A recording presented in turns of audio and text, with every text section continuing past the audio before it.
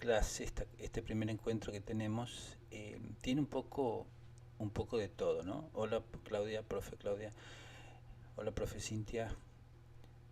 Em,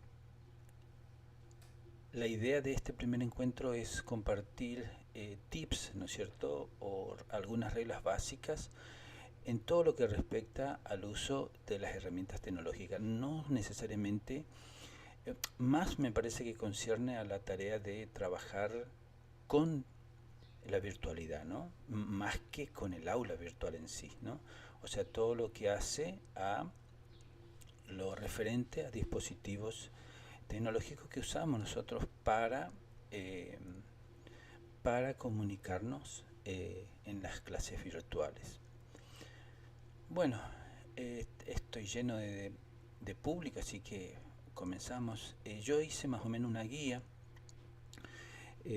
para que podamos después ir repasando y retomando, ¿no es cierto? Eh, de tal manera de que después podemos engancharnos con otros temas y no hacer ningún tipo de repetición ni nada por el estilo, ¿no? Entonces, en este encuentro yo lo separé en cuatro partes, pero me parece imprescindible que tratemos por lo menos los dos primeros y después analizaremos los tiempos que nos está llevando. Eh, también recuerden que lo tenemos al profe Diego, así que él se engancharía con los puntos y las partes que quedarían pendientes o con las próximas temáticas, ¿no? De que vamos a ir eh, desarrollándolo.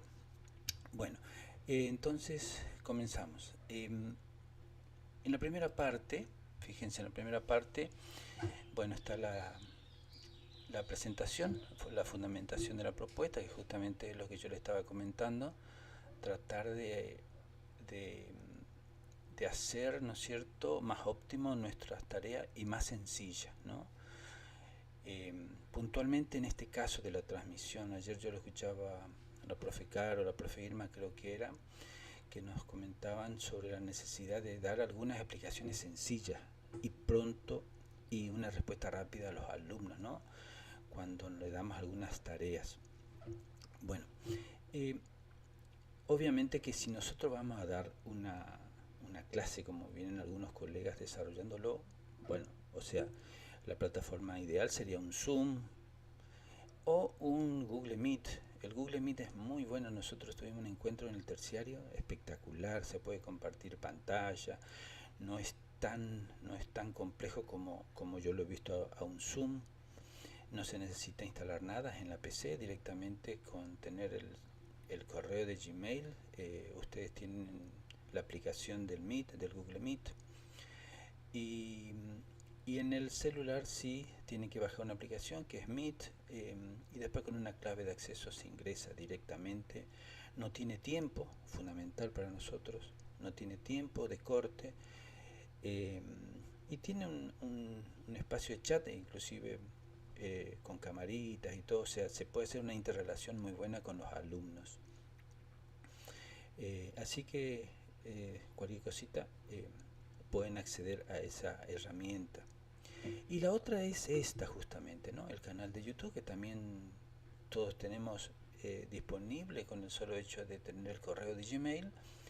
Tenemos disponible esta herramienta que en este caso ya sería transmisión, no así una interrelación asidua o continua, ¿no es cierto?, que se puede dar en una clase, sino es cuando va a haber un solo interlocutor en las ponencias, ¿no es cierto? Y que nuestro interés es que nos escuchen más que nada, no así que haya una comunicación fluida, ¿no? Y otra de las ventajas justamente es de que ya queda registrado, queda grabado, con el mismo link que en este caso yo les compartí a ustedes, este video queda grabado. Así que el alumno no solo en forma directa lo puede ver, sino que lo puede ver en cualquier momento. Y puede hacer así, ante cualquier duda que tenga, recurrir a ese video que el profesor le explicó. Así que, colega, lo, lo pueden practicar. Cualquier cosita, estamos siempre nosotros disponibles para ayudarlo. Bueno, eso era lo que quería que comentarle, ¿no? En la fundamentación de la propuesta. Y bueno, algo más sería de que, bueno, que sea continuo y que creo que en este momento las tecnologías es lo que apremia, ¿no? Pero cualquier disciplina de nosotros, de ustedes, ¿no es cierto? Es importante. Entonces, dado este tipo de, de formas que estamos teniendo clase en este año, por ahí no solo este tema se puede abordar, sino otros también, ¿no? Bueno, dentro de esta parte vamos a comenzar de cero, ¿no? O sea, vamos a suponer de que comienza el ciclo lectivo. Entonces nosotros le admitimos el aula con el curso y la materia que corresponde, y ustedes ingresan a comienzo del ciclo lectivo. O sea, comenzar de cero y digamos cuáles serían las tareas principales que tienen o las tareas básicas que tiene que resolver el docente para iniciar, ¿no es cierto?, el aula virtual. Así que comenzamos con esa parte. ¿Hasta ahora se escucha bien? ¿Algún inconveniente? Hola Diego, ¿qué tal? Hablé bien de vos, Diego, no pasa nada, tranquilo. ¿Se escucha bien hasta ahora? O cualquier cosita, bueno, en el chat me explica, me responden. Bien, bueno, entonces, bien, vamos a comenzar entonces con el tema principal, que es los accesos. Bueno, hay dos formas de acceder al aula virtual, porque muchas veces salteamos esta página. La página principal del colegio es esta, isj12.edu.ar. Esa es la página principal. Ahí tenemos todos los accesos, tenemos la información, y también tenemos la posibilidad de agregar información de esto dentro. Por lo pronto está trabajando mucho el nivel terciario, pero nosotros también podemos hacer uso de ese medio de comunicación y ver la mejor posibilidad de explotarlo, ¿no?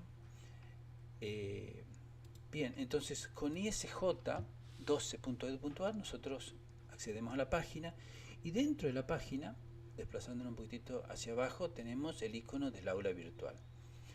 Nosotros ingresamos al aula virtual haciendo un clic y se nos presenta recién el acceso al aula virtual. Siempre estamos hablando relacionado a lo que es por medio de una computadora, ¿no? Si yo escribo la dirección aula virtual isj12.edu.ar, también accedo directamente al aula virtual. Así que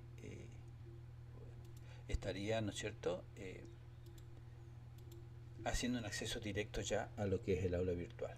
Bien, para navegar también hay dos formas. Una de las posibilidades sería por categorías. Me voy a las categorías, vamos a suponer yo tengo una materia en el ciclo básico, vamos a suponer me voy a segundo año y ahí busco mi materia, vamos a suponer computación, lo tenemos aquí al final, accedo en computación y ahí recién me pide, ¿no es cierto?, el acceso, ¿no es cierto?, que sería el usuario y la contraseña. ¿Vieron? Ahí yo ingreso directamente a la materia. Y estamos hablando siempre de facilidad de acceso, ¿no? ¿Está? Bien, esa sería entonces una posibilidad por navegar por las categorías. Otra posibilidad es directamente acceder, ¿no es cierto?, con el icono de acceso, donde nosotros ponemos nuestros datos y accedemos, y ahí en la pantalla principal vamos a tener todas las materias. En una parte los últimos que hemos accedido, y si no, lo desplazamos hacia abajo y tenemos todas las materias que nosotros estamos incluidos en ese ciclo lectivo. Bien, una vez que estamos, ¿no es cierto?, en esa parte de de la pantalla principal, nosotros accedemos a nuestra materia en cuestión, a la que nosotros queremos trabajarlo, ¿no? Bueno, yo agregué aquí una materia para probar, vamos a ver si lo encuentro, introducción a las TIC, para no tocar nada. Bueno, voy a ingresar a la materia. Ahí yo tengo limpio porque acuérdense que iniciamos el ciclo lectivo. Entonces, lo primero que tenemos que hacer ahí es incorporar nuestros alumnos. Entonces, de preceptoría, o pedimos a preceptoría, ¿no es cierto?, la lista de los alumnos del curso en cuestión, y entramos en la parte, fíjense, en la parte de menúes donde dice participantes, hacemos clic en participantes e ingresamos a todos los participantes de esa materia en cuestión, ¿no? Van a ver que aquí yo estoy solito. En el caso de ustedes van a tener también otro acompañamiento que es coordinación secundaria, que es del equipo de conducción, que también comparte con nosotros para hacernos, ¿no es cierto?, el seguimiento pedagógico, ¿no? Bueno, vemos aquí que no tenemos ningún alumno y comenzamos. Fíjense, hay una opción que dice matricular usuarios, perdón, y lo voy a asignar de acuerdo a la lista, ¿no es cierto?, a todos nuestros alumnos. Ahí también tenemos que analizar un tema, ¿no? Por lo general, nosotros cuando agregamos en el aula a los alumnos, lo agregamos de acuerdo al nombre y al apellido que figura en la lista que nos provee preceptoría. Entonces, la forma más cómoda y más sencilla de buscarlo es justamente por el nombre y por el apellido. No así el correo. En este caso, el correo no tiene nada que ver, digamos, ¿no? O sea, lo que importa es de que no pongamos otro alumno que no corresponde, y entonces la mejor manera de no equivocarnos sería justamente ver de que coincidan los nombres y que coincida el apellido. Puede ser que no se dé ese caso, porque me van a decir seguramente tal no figura de tal forma. Es porque como los alumnos pueden entrar en su perfil, pueden cambiarle su nombre, y veces que los chicos no quieren que figure un nombre y lo van a borrar, ¿no? Pero sucede muy en algunos casos nomás eso, pero no se sorprendan, digamos, ¿no? Bien, por ejemplo, yo lo voy a matricular, me acuerdo de un alumnito aquí que lo tenía presente. Vamos a suponer, si yo pongo cabeza, fíjense que me aparecen muchos cabezas, ¿no es cierto? Esos son los grandes inconvenientes de tratar de matricularlo por el apellido. Ahora, si yo pongo Mario Luis, voy a tener, ¿no es cierto?, un Mario Luis Cabeza único, ¿no es cierto? Entonces es mucho más sencillo buscarlo, ¿no es cierto? Lo mismo puede suceder yo relacionado con otros nombres, por ejemplo, Wilson. Wilson, tenemos dos Wilson, pero Wilson Guerra, ¿no es cierto?, es único. Wilson Guerra, miren los alumnitos que debía tener este año, por Dios. Y vieron, es mucho más sencillo. Lo vamos a poner a Diego también, que se agregó último momento, y ahí lo tenemos al alumnito Diego Bogado. Los tres alumnos. Lo vamos a buscar, fíjense también, Insaurralde, me estaba olvidando del profe. Fíjense, tenemos varios Insaurralde, pero Juan Carlos es único, ¿vieron? Juan Carlos Insaurralde. Entonces es muy difícil que yo pueda, ¿no es cierto?, equivocarme en este caso de los alumnos puntuales, porque el año pasado sucedió que hemos matriculado alumnos del terciario en la secundaria y también al revés, ¿no? Pero porque sucede la repetición de apellidos, sucede la repetición de alumnos, de nombres, así que es muy posible que todo esto suceda. Bien, entonces tenemos la lista de alumnos, es fácil controlarlo, fíjense, tenemos aquí 5 participantes, de la cual resto 1 que es del profesor, entonces tengo 4 alumnos. ¿Está? Perfecto. Tengo completo, ¿no es cierto? Bien. En este caso, en este año puntual, hay algo que nos provee también el aula virtual, que no sé si alguien lo está usando. Vieron que este año a nosotros por cada curso nos separaron en burbujas, ¿no? O sea, dividieron los cursos en burbujas y tenemos de forma alternada durante las diferentes semanas. Bien, para el desarrollo de nuestras clases, o sea, se complica un poco, no tanto quizás en la presencialidad, porque en la presencialidad nosotros tenemos una tarea una semana, la otra repetimos y así la vamos llevando, ¿no? Pero en el caso que sea totalmente virtual, quizás eso se complica por los términos, porque siempre estamos, ¿no es cierto?, perjudicando a un grupo. Por ejemplo, si yo le doy una tarea para, para 14 días, o sea, para que me entreguen 2 semanas, porque supuestamente va a ser dentro de 14 días el siguiente encuentro, al otro grupo que me va a ver durante 7 días, los términos son diferentes, ¿no es cierto? Puede suceder, yo hablo de que puede estar sucediendo, no así si el profesor organizó como corresponde, o de otra forma, digamos, ¿no? Pero puede suceder. Entonces, en ese caso nosotros en el aula virtual tenemos una solución. Fíjense,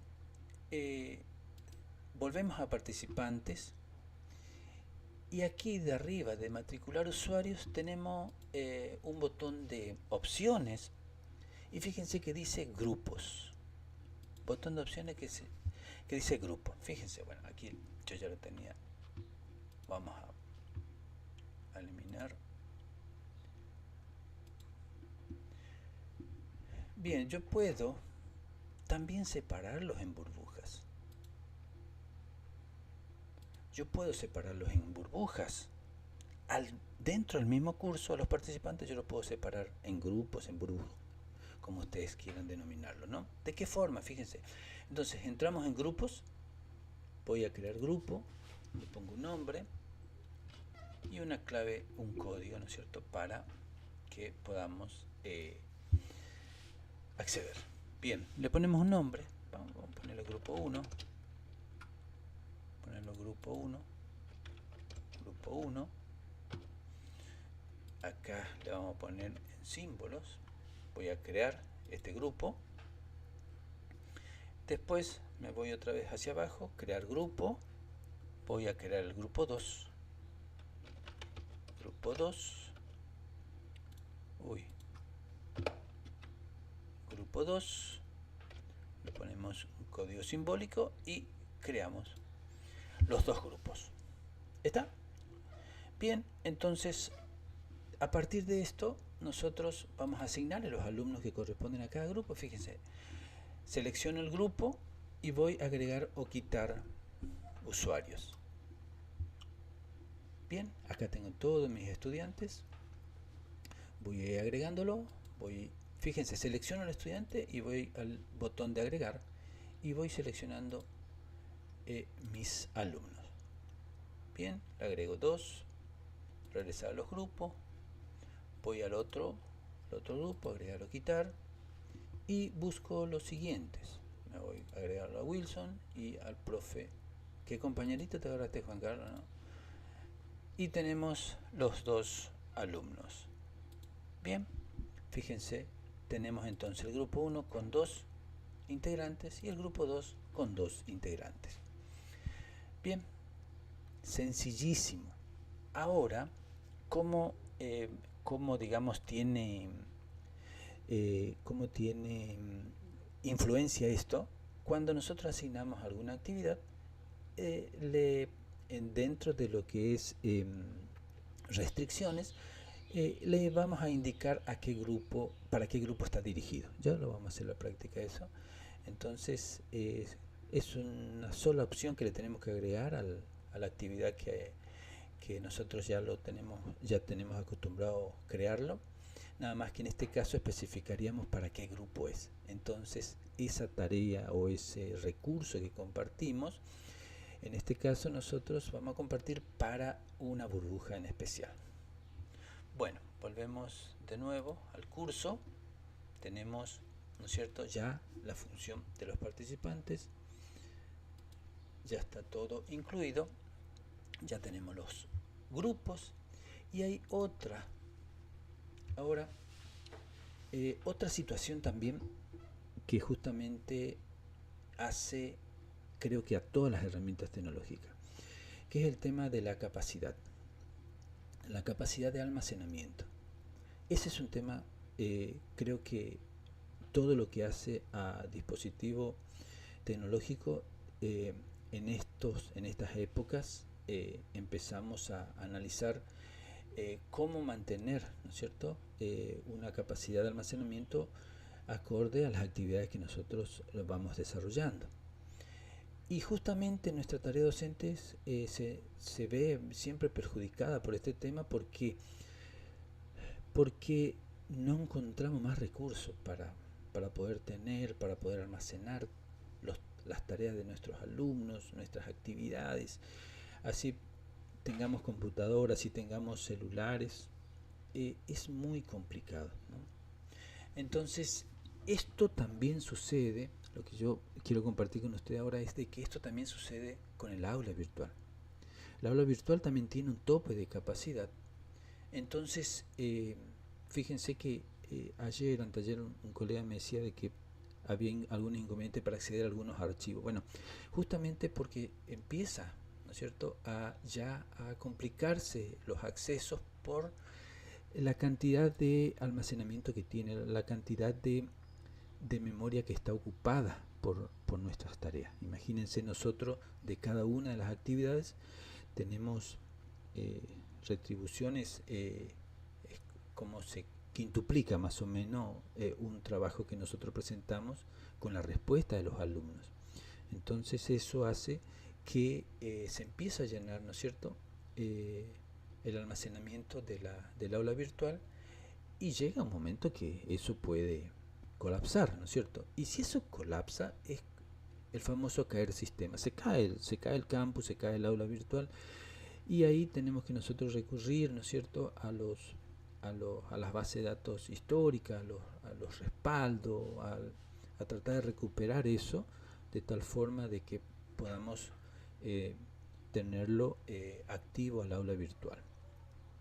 Esa tarea de mantenimiento, que le llamamos nosotros mantenimiento, lo hacemos periódicamente para justamente no llegar a este punto, ¿no?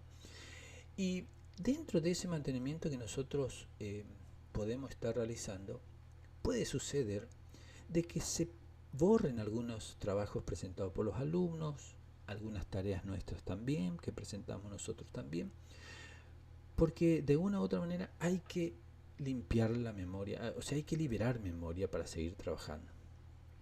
Entonces, para ese caso, yo le quiero tirar unos tips aquí a ustedes para que resguarden los contenidos de sus materias y los trabajos presentados por sus alumnos. Es muy sencillo, es la copia de seguridad que podemos hacerlo por cada una de las materias que estamos a cargo. ¿De qué forma hacemos? Fíjense, de arriba de activar edición tenemos el botón de opciones. Van a encontrar una opción que se llama copia de seguridad. Ingresamos a copia de seguridad y ahí van a ver que hay muchas opciones para la configuración, pero yo les recomiendo que esto ya está preestablecido de lo que nosotros necesitamos respaldar, o sea que nosotros, más que hacer el seguimiento, ¿no es cierto?, hasta que me dé la posibilidad de ejecutar la copia de seguridad. La copia de seguridad lo que hace es respaldar todas las tareas que hasta ese momento tenemos cargado en ese curso y en esa materia. ¿Vieron? Se echó la copia de seguridad, se creó con éxito, continuar, y ya tenemos el respaldo de ese curso, ¿no es cierto?, y de esa materia. Bien, hasta ahora lo tenemos en el aula virtual, o sea, todavía lo tenemos en la memoria del aula virtual. Por lo tanto, también corre riesgo, porque al ser la limpieza del aula, esto puede desaparecer. Lo que nos queda ahora a nosotros es descargar este archivo de respaldo y guardarlo, ¿no es cierto? Hacemos clic aquí en la opción descargar y esto, ¿no es cierto? Lo guardo, lo voy a guardar en una computadora. Le voy a poner el nombre, tiene fecha, todo en el nombre de la copia de seguridad, pero lo podemos poner respaldo de tal materia, fecha tal, hora tal. Así nosotros sabemos que hasta esa fecha nuestro curso fue respaldado. ¿Está? Bien, como les decía, esta copia de seguridad está, ¿no es cierto? De tal manera que está todavía en la memoria. Bueno, después lo descargamos. Bien. Ahora vamos a suponer de que volvemos aquí al curso. Ya hice toda la copia de seguridad, la tengo guardado. Bueno, y vamos a suponer de que llega un momento, fin de cuatrimestre, que el alumno me puede decir que me entregó algún trabajo, que yo no lo tengo registrado, y bueno, yo necesito recurrir a esa copia de seguridad. Entonces, ¿cómo hacemos? De la misma forma, ¿no es cierto? ¿No es cierto? Voy a la opción de restaurar. Voy a la opción de restaurar. ¿Y qué pasa con la copia de seguridad? La copia de seguridad tengo yo en el almacenamiento de mi computadora. Entonces, busco la opción de seleccionar un archivo, selecciono el archivo, busco el nombre del respaldo que tenía y hago clic en subir este archivo. Una vez que subo el archivo, fíjense, ya tengo ahí, selecciono el archivo y hago clic en restaurar. ¿Y qué hace el aula virtual? Lo que hace es recuperarme, ¿no es cierto? Y combinar con todas las tareas que yo tengo en ese momento y agregar todo lo que no existe. O sea que es como que lo mezcla tanto la copia de seguridad con lo que yo tengo en ese momento, y lo que falta es lo que le agrega. Entonces yo puedo recuperar algunas actividades, algo que yo borré o algo que se borró accidentalmente, y puedo recurrir entonces ahí, si yo hice todo bien, al desarrollo completo de la materia durante ese año. ¿Bien? ¿Se entiende? Bien. ¿Se entiende hasta ahí? ¿Vamos bien? ¿Vamos mal? A ver, voy a ver el chat, ¿qué dice?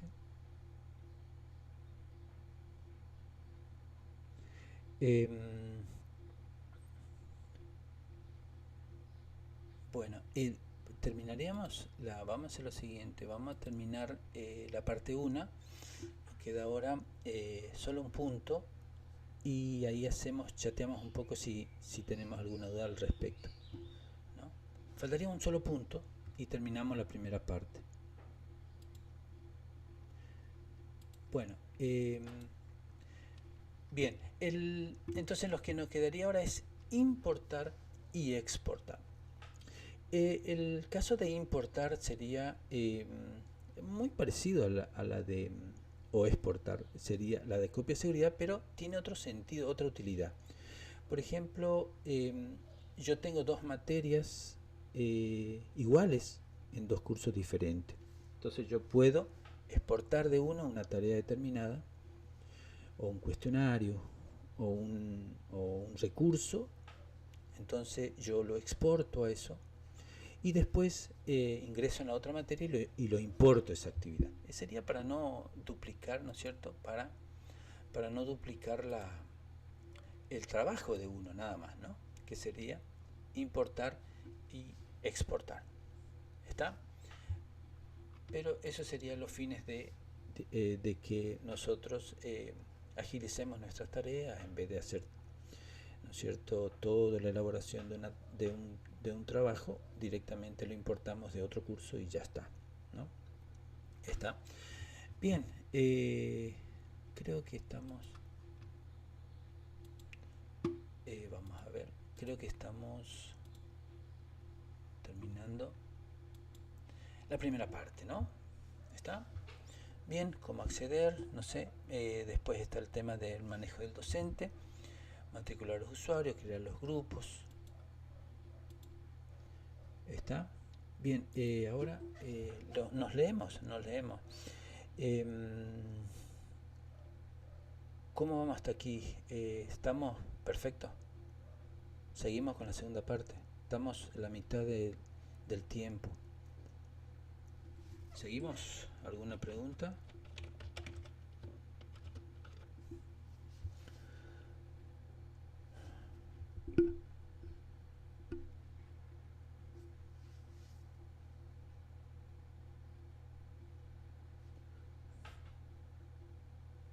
Bueno, si no se me durmieron, el silencio es afirmación, ¿no es cierto? Entonces, seguimos. Parte 2. Perfecto, muchas gracias, colegas. Bien, entonces vamos a la segunda parte. Bien, este tema, este es otro tema a tratar. Yo creo que es importantísimo en nuestra tarea docente,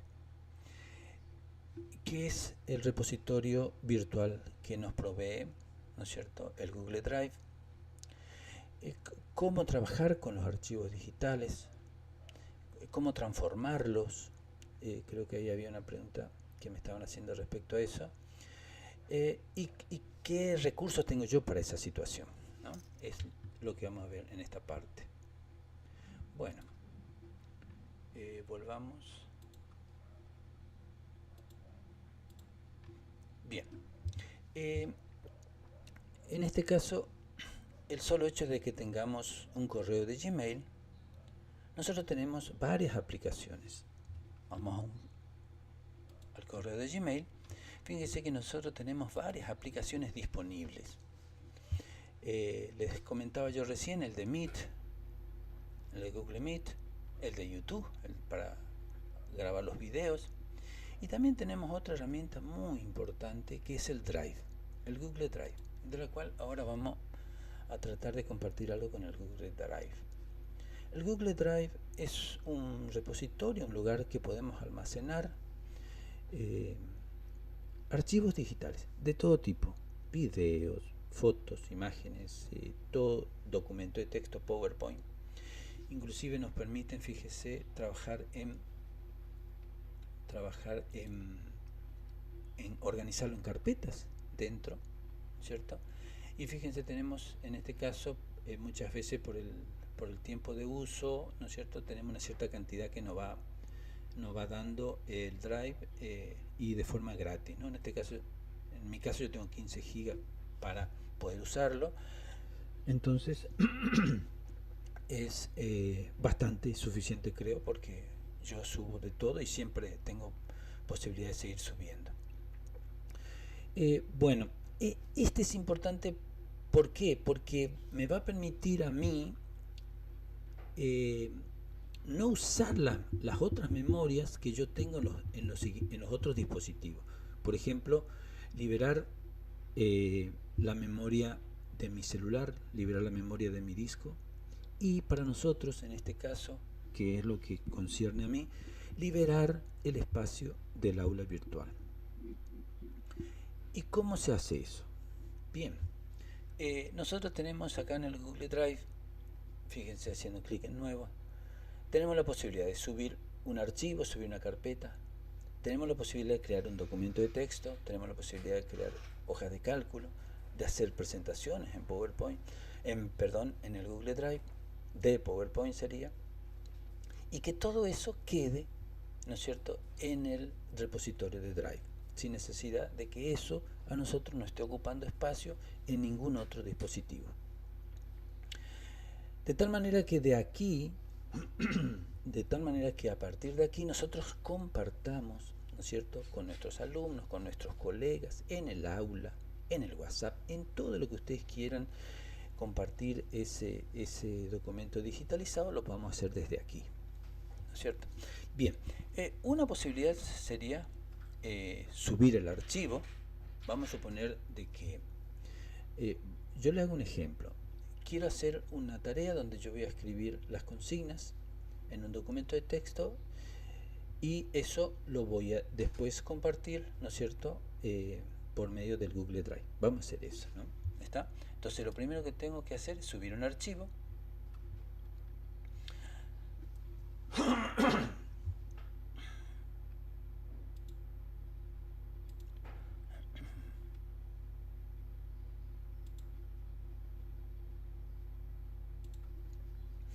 Bueno, voy a subir un archivo, en este caso está en PDF, lo voy a subir y lo voy a tener, ¿no es cierto?, dentro de lo que es el Drive. Bueno, ya lo subí, ¿no es cierto? Vamos a suponer que yo quiero compartir este archivo así nomás, sin ninguna actividad ni nada, ¿no?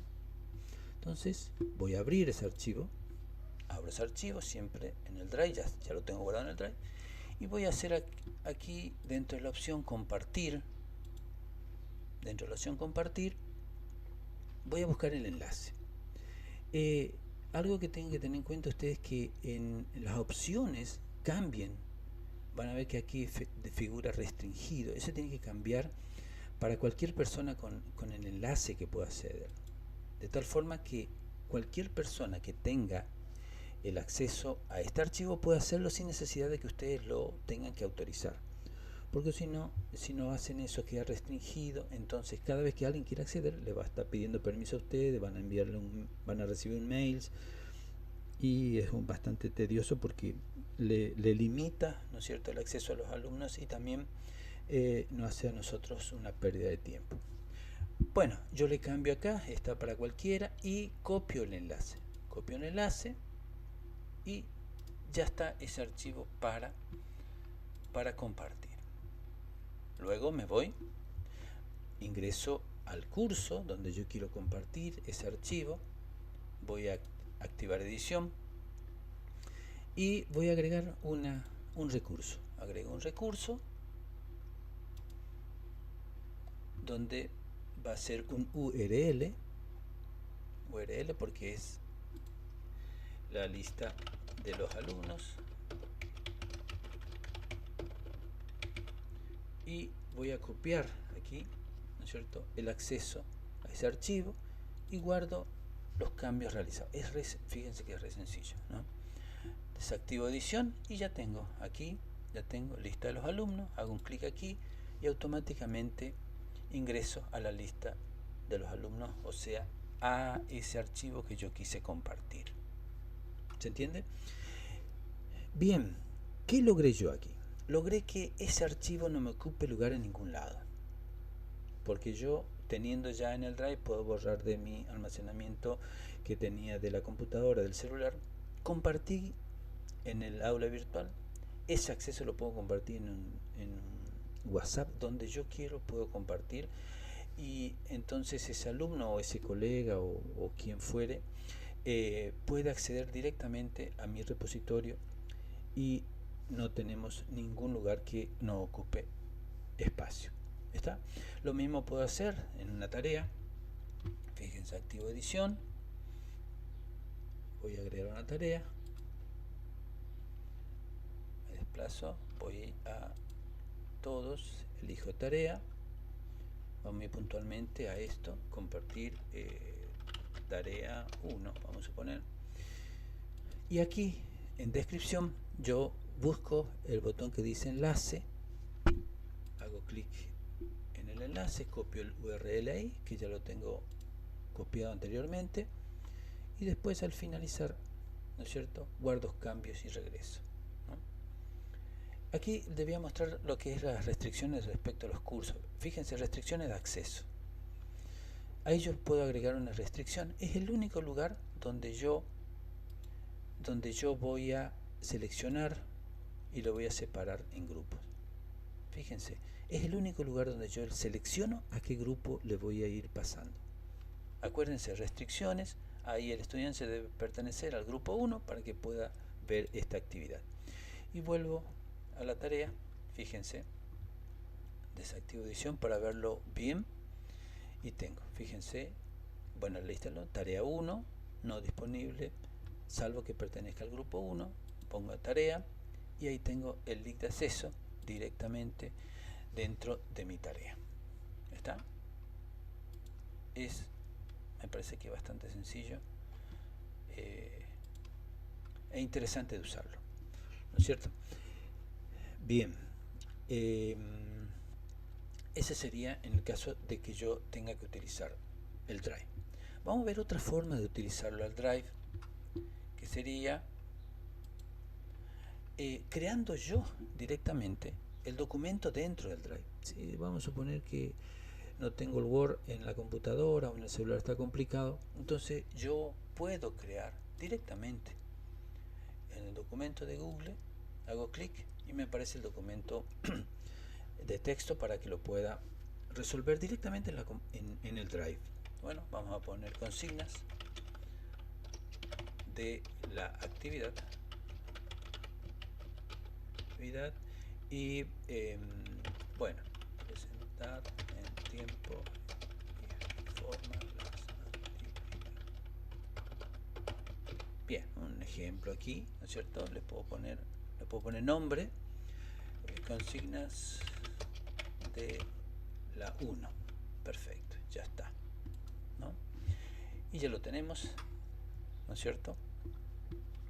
Fíjense, acá también tengo la opción para compartir. Voy a compartir este archivo, estas consignas que dice recién. Voy a cambiar para que lo vea cualquiera. Copio el enlace, voy a hecho, ya lo tengo resuelto.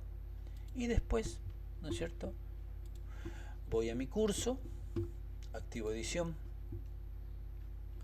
y voy a agregar otra tarea, ¿no? Bien, voy a poner ahora tarea para el grupo 2. Bien, y aquí voy a copiar el enlace,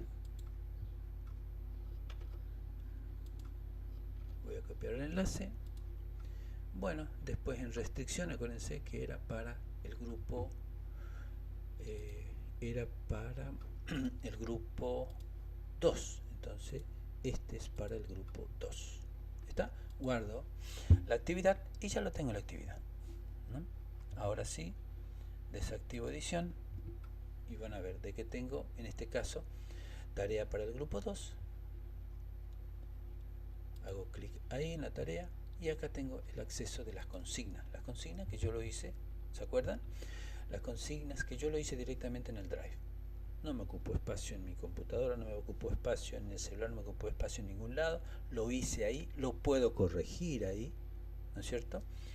Y creo que es una herramienta muy válida y muy sencilla para que ustedes lo puedan aplicar. ¿Está? Bien. Bueno, eso sería lo que concierne a cómo utilizar el Drive, ¿cierto? De tal manera de que nosotros podamos cuidar la capacidad de almacenamiento de todos nuestros de nuestras herramientas tecnológicas. Bueno, el otro tema que está relacionado con esto son los formatos de archivos.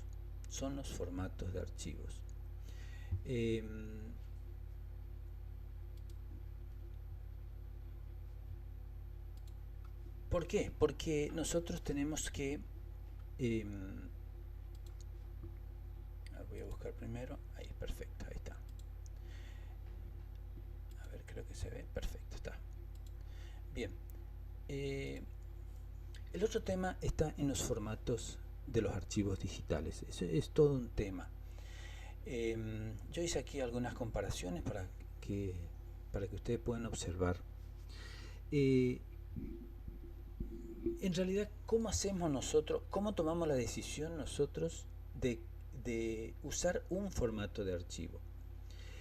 O cómo nosotros decidimos en qué formato nos envían la tarea a los alumnos.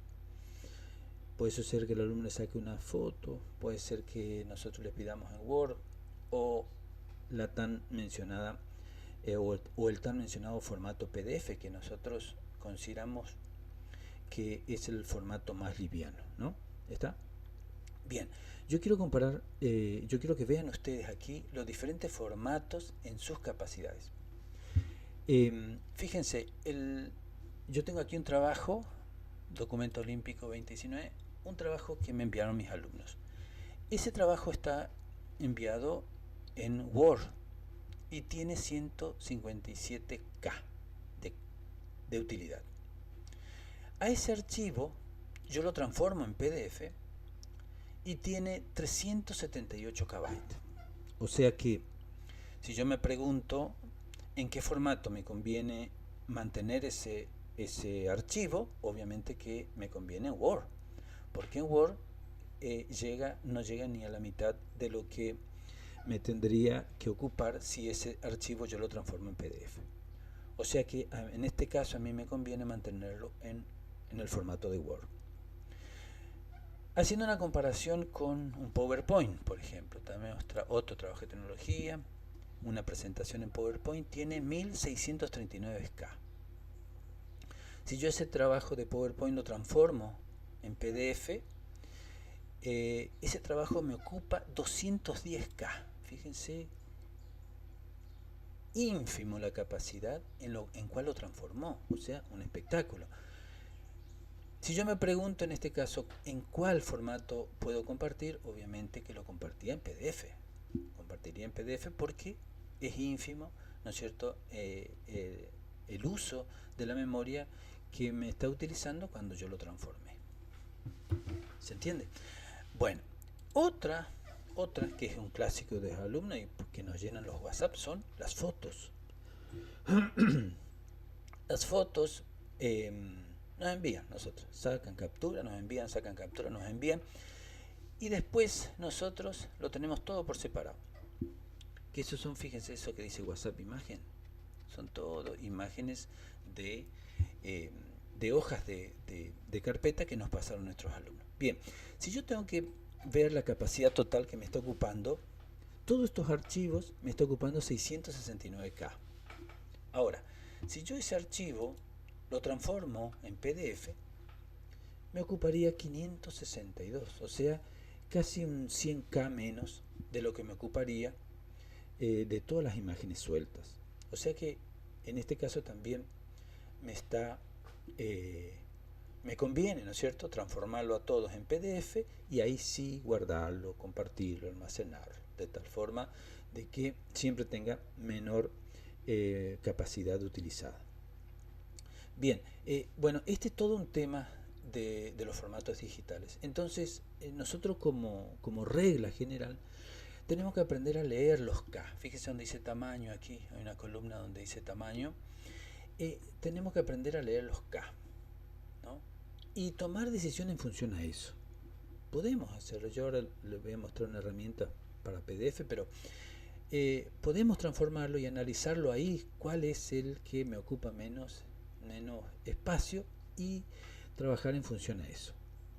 Y ustedes dirán, ¿y siempre me conviene una imagen transformarla?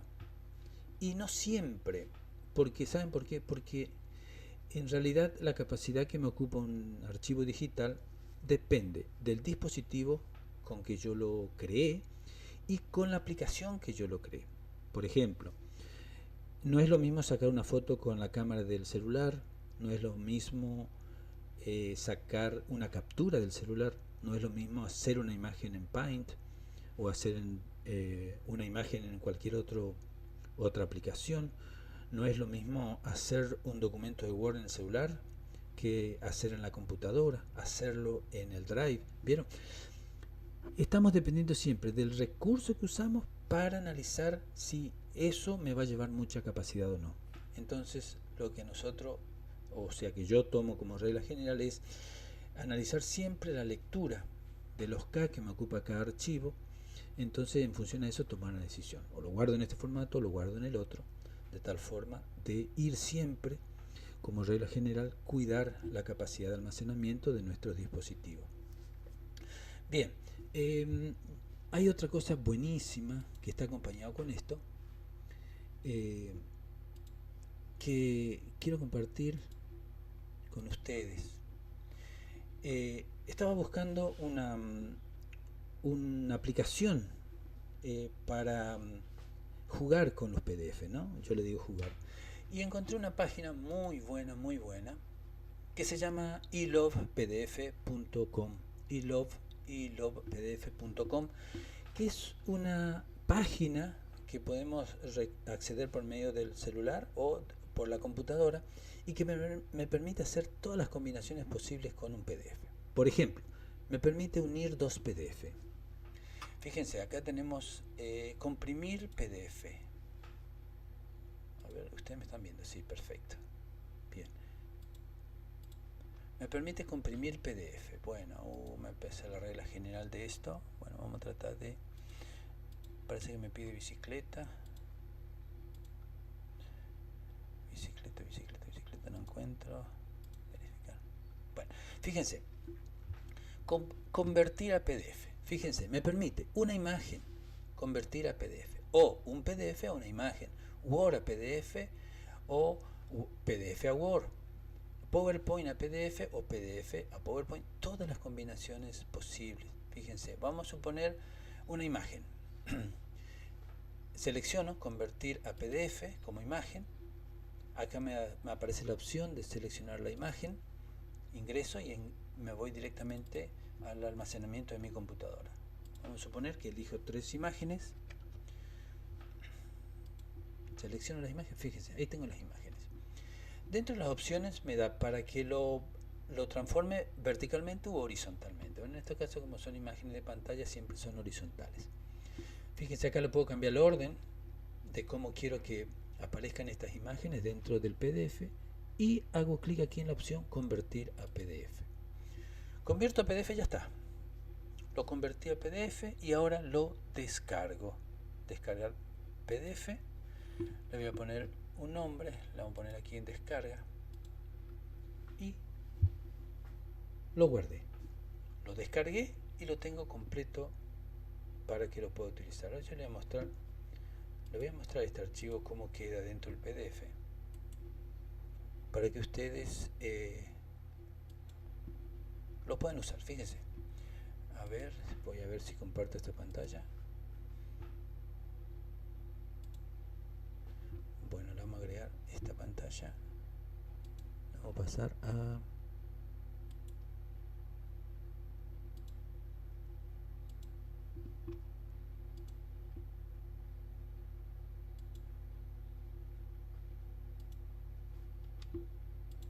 Ahí, a ver.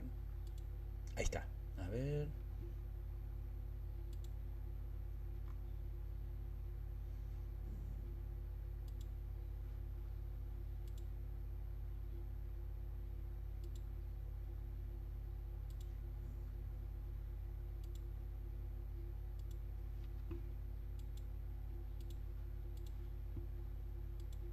Bien, perfecto.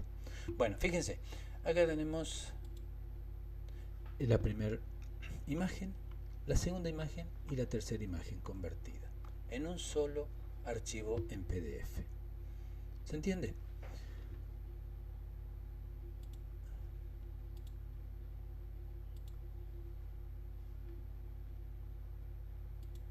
¿Se entendió esta parte?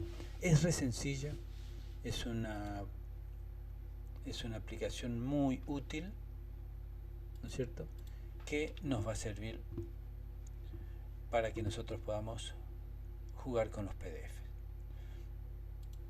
Bueno, no sé si... Aquí terminamos la segunda parte.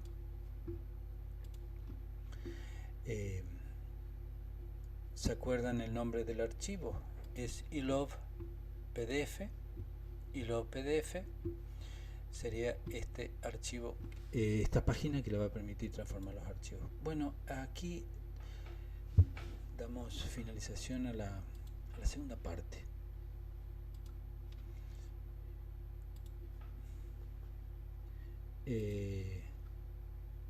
No sé qué les parece.